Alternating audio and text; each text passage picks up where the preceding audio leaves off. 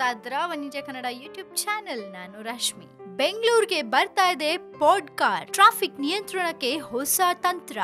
S, ರಾಜಧಾನಿಯ ವಾಹನ ದಟ್ಟಣೆಗೆ ಪರಿಹಾರ ನೀಡಿ ಸುಗಮ ಸಂಚಾರಕ್ಕೆ ಅನುವು ಮಾಡಿಕೊಡಲು ಪಾಡ್ಕಾರ್ ಯೋಜನೆಯನ್ನ ಬೃಹತ್ ಬೆಂಗಳೂರು ಮಹಾನಗರ ಪಾಲಿಕೆ ಬಿಬಿಎಂಪಿ ಕೈಗೆತ್ತಿಕೊಂಡಿದೆ. Metro, ring road, elevated corridor, ಸುರಂಗ ರಸ್ತೆ ಮತ್ತು ಇದೀಗ ಪಾಡ್ಕಾರ್ ಕೂಡ ಶುರುವಾಗಿದೆ. ಬೆಂಗಳೂರು ಮಹಾನಗರದ ಟ್ರಾಫಿಕ್ ಸಮಸ್ಯೆಗೆ ಮುಕ್ತಿ ಹಾಡಲು ಸರ್ಕಾರ ದಿನಕ್ಕೊಂದು ಪರಿಹಾರ ಮುಂದಿಡ್ತಾ ಇದ್ದು ಇದೀಗ ಪಾಡ್ಕಾರ್ ಮೊರೆ ಹೋಗಿದೆ. ಇನ್ನು ಯೋಜನೆಯನ್ನ ತ್ವರಿತವಾಗಿ ಜಾರಿಗೆ ತರಲು ಟೆಂಡರ್ ಕೂಡ ಕರೆದಿದೆ. ಇದೇ ವೇಳೆ ಸ್ಟೀಲ್ ಬ್ರಿಡ್ಜ್ ಯೋಜನೆ ಕೈತಪ್ಪಿದ ಕಾರಣಕ್ಕೆ ಹಣ ಲೂಟಿ ಹೊಡೆಯಲು ಪಾಡ್ಕಾರ್ ಯೋಜನೆಯನ್ನ ಸರ್ಕಾರ ಕೈಗೆತ್ತಿಕೊಂಡಿದೆ ಅನ್ನೋ ಟೀಕೆ ಕೂಡ ಕೇಳಿ ಬಂದಿದೆ. ಇನ್ನು ಏನಿದು ಪಾಡ್ಕಾರ್? ಪಾಡ್ಕಾರ್ ಅಂದ್ರೆ 5 ರಿಂದ 6 ಮಂದಿಯನ್ನ ಹೊತ್ತೊಯ್ಯುವ ಸಾಮರ್ಥ್ಯವಿರುವ ಸಣ್ಣ ಕಾರುಗಳು ಇವು. ಪರ್ಸನಲ್ ರ್ಯಾಪಿಡ್ ಟ್ರಾನ್ಸಿಟ್ ಎಂಬುದು ಈ ಪಾಡ್ಕಾರ್ ನ ವಿಸ್ತೃತ ರೂಪ. ಇವು ಚಿಕ್ಕ ವಾಹನಗಳಾಗಿದ್ದು ಸ್ವಯಂ ಚಾಲಿತವಾಗಿ ಚಲಿಸುತ್ತವೆ. ಕಂಬಿ ಕೆಳಗೆ ನೇತಾಡುವಂತೆ ಇವು ಚಲಿಸುತ್ತವೆ. ಗಂಟೆಗೆ ಸರಾಸರಿ 60 ಕಿಲೋಮೀಟರ್ ವೇಗದಲ್ಲಿ ಚಲಿಸುವ ಇವುಗಳಿಗೆ ಅಲ್ಲಲ್ಲಿ ನಿಲ್ದಾಣಗಳನ್ನ ಮಾಡಲಾಗಿರುತ್ತೆ. ಇಳಿಯುವ ನಿಲ್ದಾಣಗಳನ್ನ ಟಚ್ ಸ್ಕ್ರೀನ್ ನಲ್ಲಿ ಪ್ರಯಾಣಿಕರಿಗೆ ಆಯ್ಕೆ ಮಾಡಿಕೊಳ್ಳುವ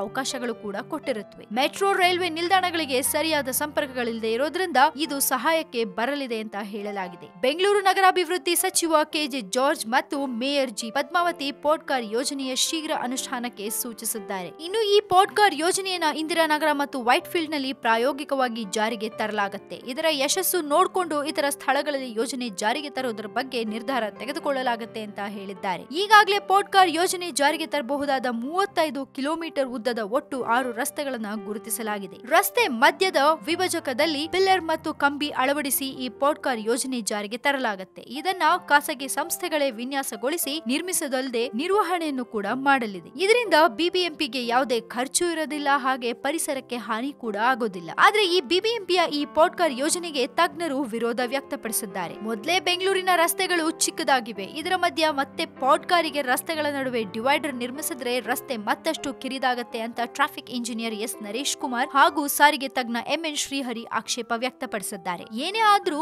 ಬೆಂಗಳೂರಲ್ಲಿ ಟ್ರಾಫಿಕ್ ಸಮಸ್ಯೆಯನ್ನ ಕಂಟ್ರೋಲ್ ಮಾಡಕ್ಕೆ ಪಾಡ್ಕಾರ್ ಅನ್ನೋದು ಬರ್ತಾ ಇದೆ. ಆದ್ರೆ ತಜ್ಞರು ಹೇಳೋ ಪ್ರಕಾರ ಮೊದಲೇ ರೋಡ್ಗಳು ತುಂಬಾ ಚಿಕ್ಕದಿರುತ್ತೆ. ಇನ್ನು ಮಧ್ಯದಲ್ಲಿ ಡಿವೈಡರ್ ಹಾಕಿ ಪಾಡ್ಕಾರ್ ಮಾಡ್ಬಿಟ್ರೆ ಜಾಗ ಇನ್ನಷ್ಟು ಚಿಕ್ಕದಾಗತ್ತೆ ಅಂತ ಅವ್ರು ಹೇಳ್ತಾರೆ. ಇದ್ರ ಬಗ್ಗೆ ನೀವೇನ್ ಹೇಳ್ತೀರಾ? ನಿಮ್ಮ ಒಪಿನಿಯನ್ ಏನು? ಬೆಂಗಳೂರಲ್ಲಿ ಟ್ರಾಫಿಕ್ ಅನ್ನ ಕಂಟ್ರೋಲ್ ಮಾಡಕ್ಕೆ ಪಾಡ್ಕಾರ್ ಹೆಲ್ಪ್ಫುಲ್ ಆಗುತ್ತಾ? ನಿಮ್ಗೆ ಏನ್ ಅನ್ಸುತ್ತೆ ಅನ್ನೋದನ್ನ ನಮ್ ಜೊತೆ ಶೇರ್ ಮಾಡ್ಕೊಳ್ಳಿ. ಹಾಗೆ ಮತ್ತಷ್ಟು ಸುದ್ದಿಗೆ ನೀವು ಸಬ್ಸ್ಕ್ರೈಬ್ ಮಾಡಿ ನಮ್ಮ ವನಿಜ ಕನ್ನಡ ಯೂಟ್ಯೂಬ್ ಚಾನಲ್. ಅಂಡ್ ಈ ನಮ್ಮ ವಿಡಿಯೋ ನಿಮ್ಗೆ ಇಷ್ಟ ಆಗಿದ್ರೆ ದಯವಿಟ್ಟು ಶೇರ್ ಮಾಡಿ, ಲೈಕ್ ಮಾಡಿ.